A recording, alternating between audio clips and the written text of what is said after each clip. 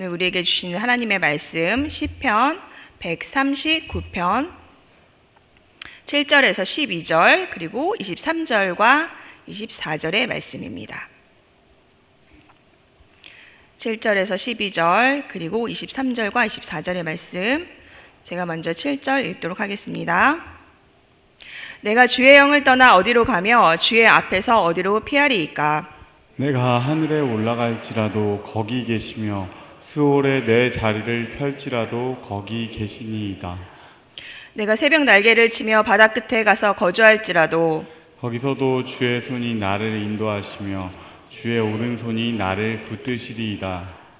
내가 혹시 말하기를 흑암이 반드시 나를 덮고 나를 두른 빛은 밤이 되리라 할지라도 주께서는 흑암이 숨기지 못하며 밤이 낮과 같이 비추이나니 주께는 흑암과 빛이 같음이니이다. 23절 이 하나님이여 나를 살피사 내 마음을 아시며 나를 시험하사 내 뜻을 아옵소서. 함께 읽겠습니다. 내게 무슨 악한 행위가 있나 보시고 나를 영원한 길로 인도하소서. 아멘. 네, 하나님의 흔적 찾기라는 제목으로 오늘 하나님 말씀 함께 나누고자 합니다.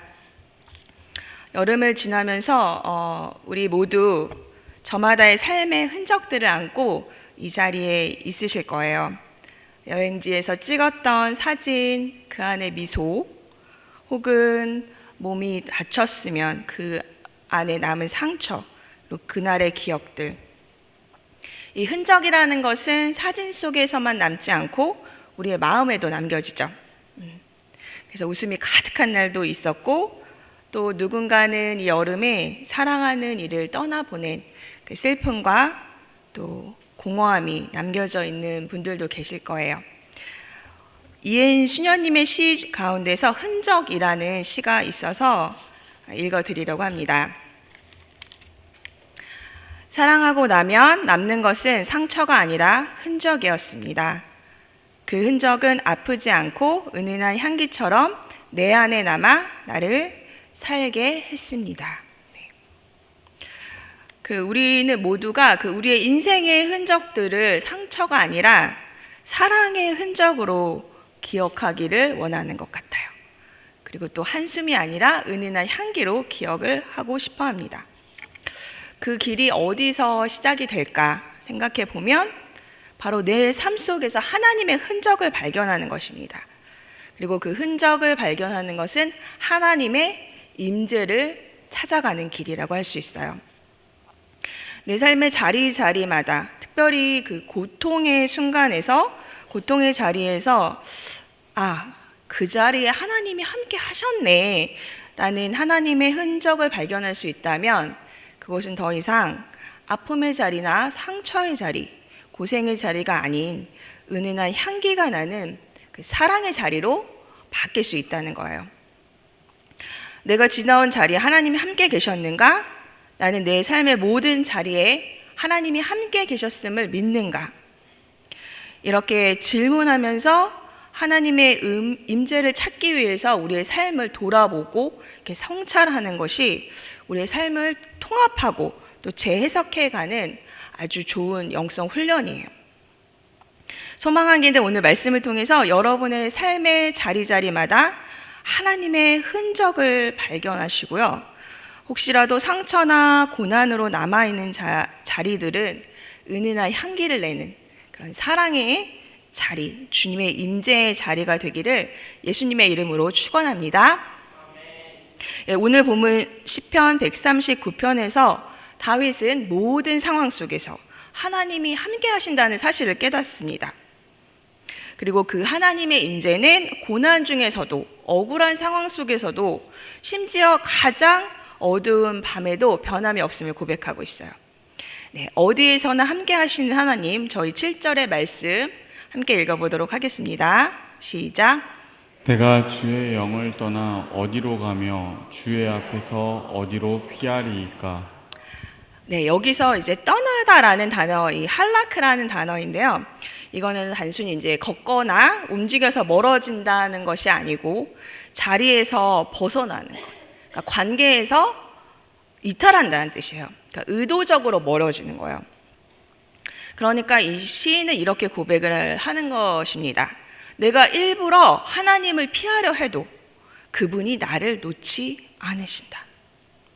하나님이 인간을 떠나시는 것이 아니라 인간이 하나님을 떠납니다.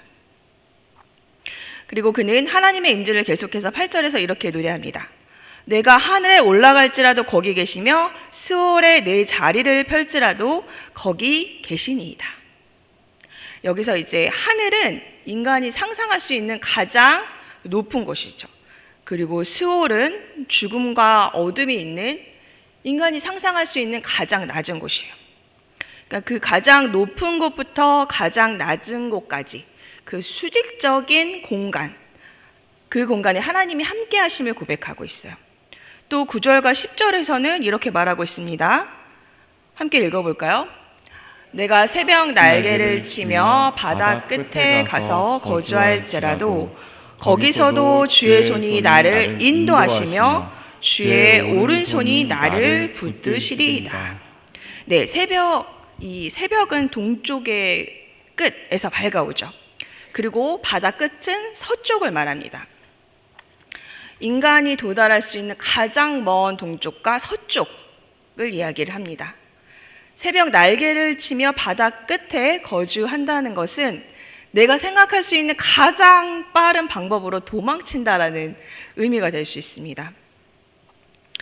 그러니까 그분이 미리 가 계셔서 내가 숨을 수 있는 그 거리에서 훨씬 먼저 하나님께서 그곳에 가 계신다는 거. 내가 아무리 빨리 도망쳐도.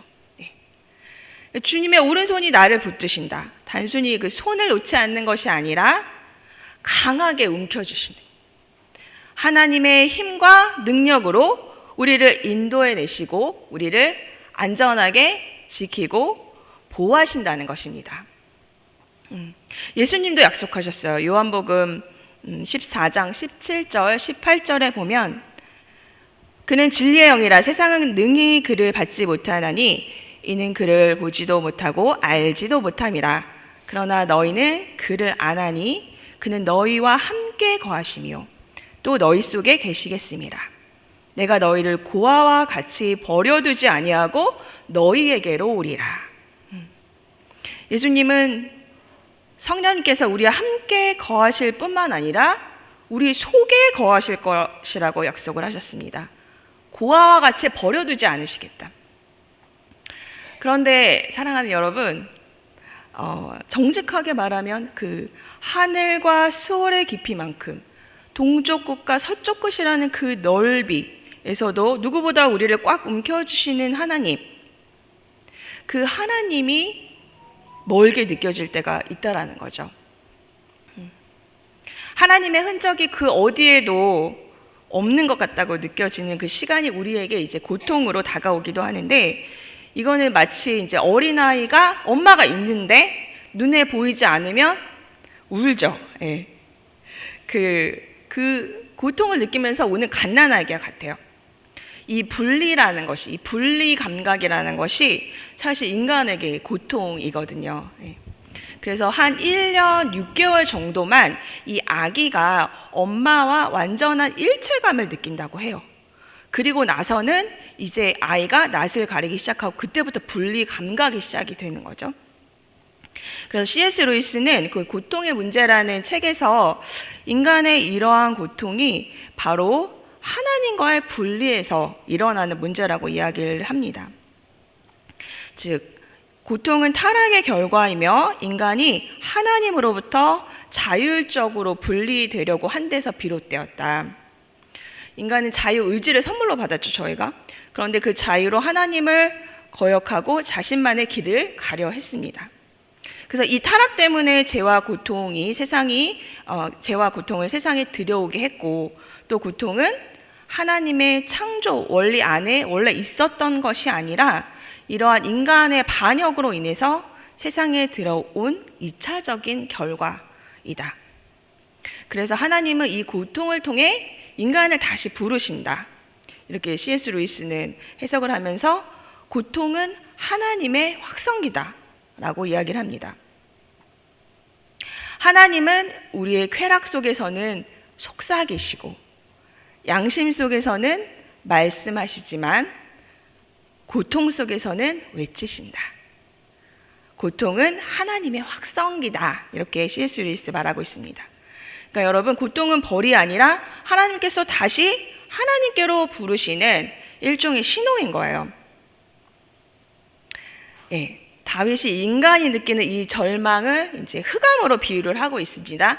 11절과 12절의 말씀 저희 함께 읽어볼까요?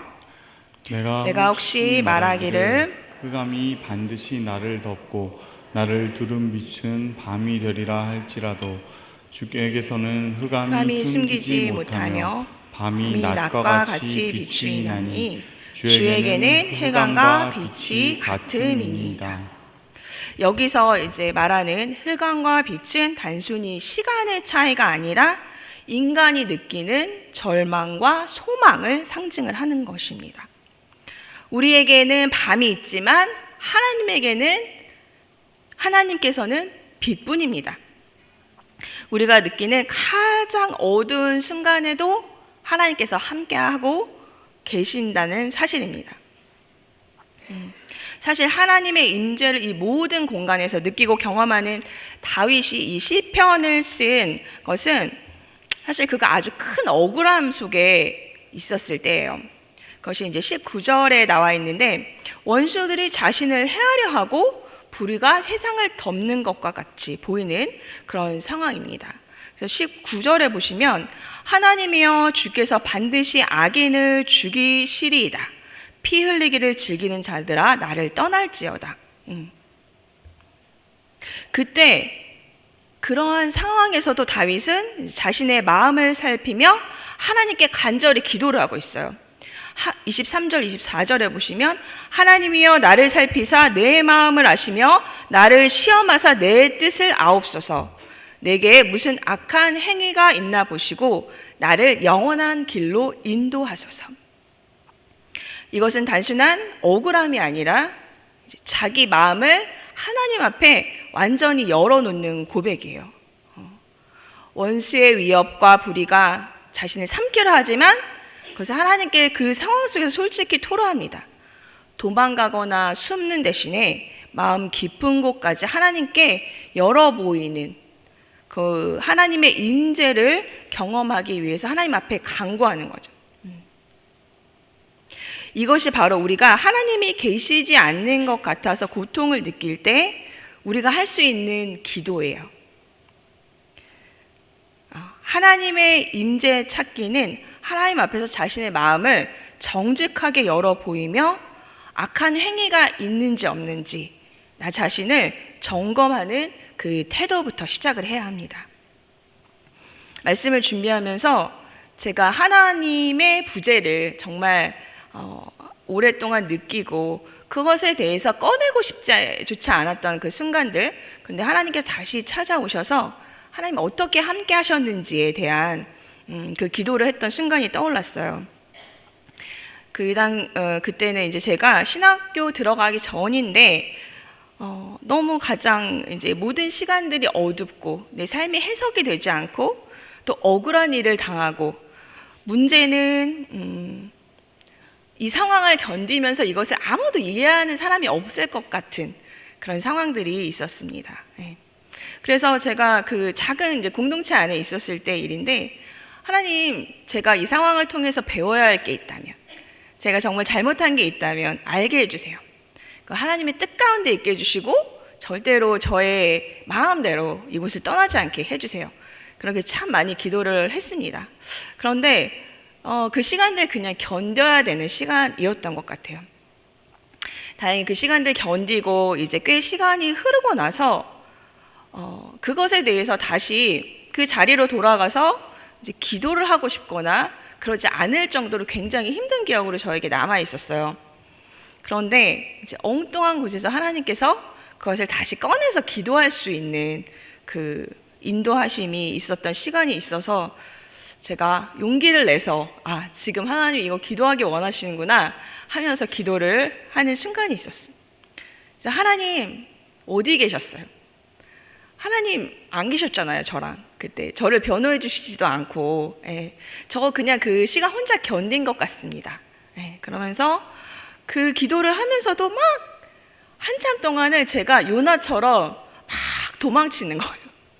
혼자서 막 도망치면서 이제 혼자 막 놀았어요. 혼자 막 그 기도 안에서 놀고.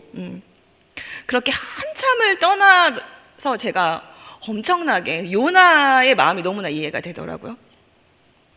그렇게 이제 한참을 혼자 이렇게 하나님을 떠나서 가고 싶은 곳에 가고 기도 안에서 그렇게 머무르는데, 그리고 이제 다시 이제 그 현실로, 기도의 현실로 다시 돌아왔습니다. 그때 제가 호흡을 하잖아요. 누구나 우리가 호흡을 하잖아요.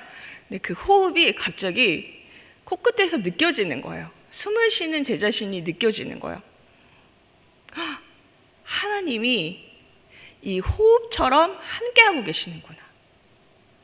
하나님이 떠나신 적이 없구나.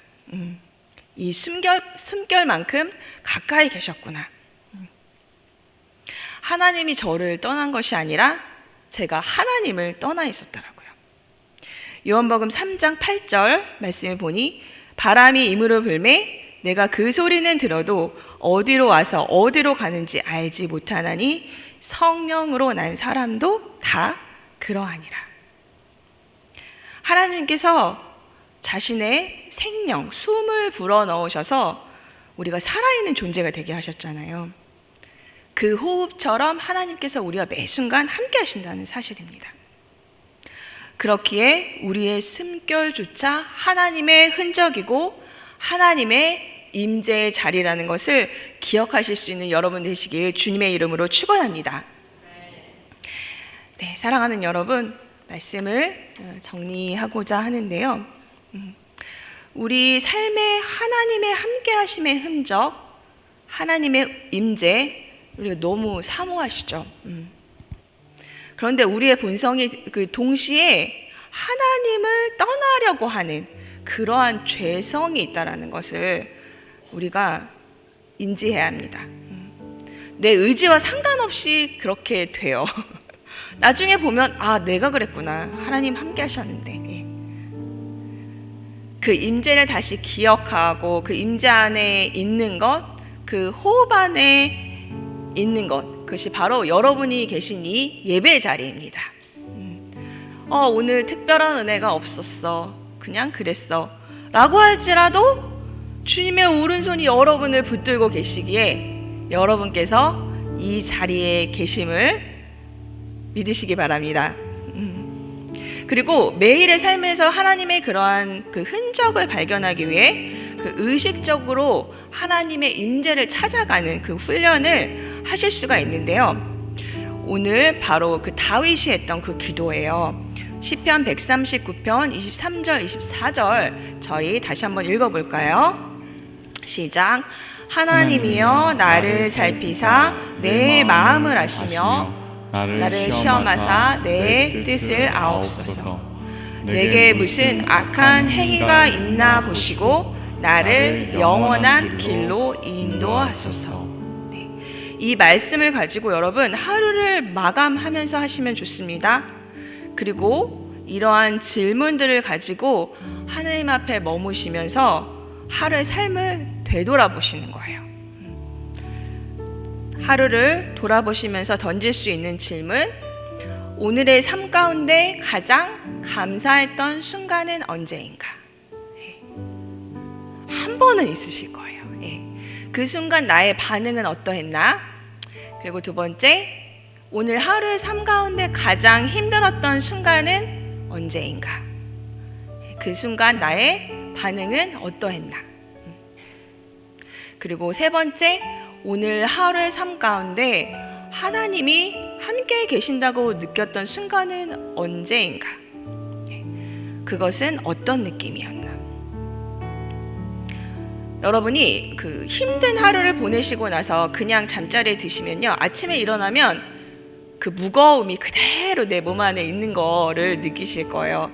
그런데 하루의 끝에서 이렇게 어떤 것이든 아주 짧은 순간이라고 하더라도 작은 것, 작은 간식, 다른 사람과 나누며 얘기했던 순간, 또 예기치 않은 누군가의 방문 아니면 전화, 자녀의 일로 힘들었지만 그것으로 인해서 하나님께 더 가까이 갔던 순간. 저는 이번 여름에 너무 더웠잖아요. 그래서 여름에 꽃을 많이 보게 됐어요. 더워도 저희 교회 앞에 너무 아름다운 꽃들이 많거든요. 여름에 꽃은 특별히 또 원색이 많더라고요. 그래서 막 뜨거운 데서 그 꽃을 막 바라봤습니다. 하나님 너무 감사해요. 어떻게 이렇게 아름다운 색을 이렇게 만들어내실 수 있습니까? 그리고 여름의 노을, 여러분 날씨가 뜨거울수록 그 노을이 아름다운 거 아십니까? 네. 그런 것들 사진 찍으시고 짧게라도 기록해 보십시오.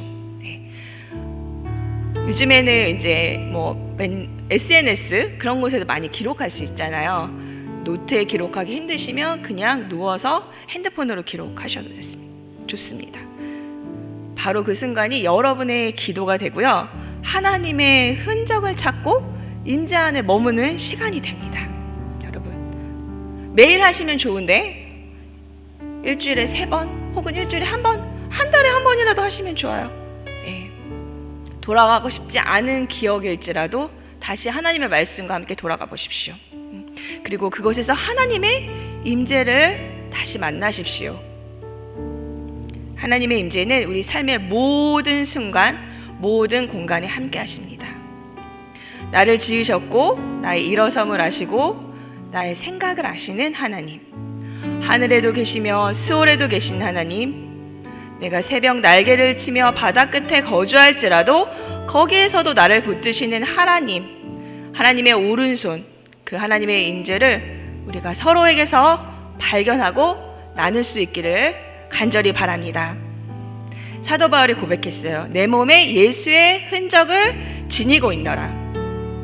이 계절이 흔적을 남기듯이 우리의 삶에도 하나님의 흔적이 깊이 새겨지는 이 여름의 끝자락이 되길 간절히 소망합니다.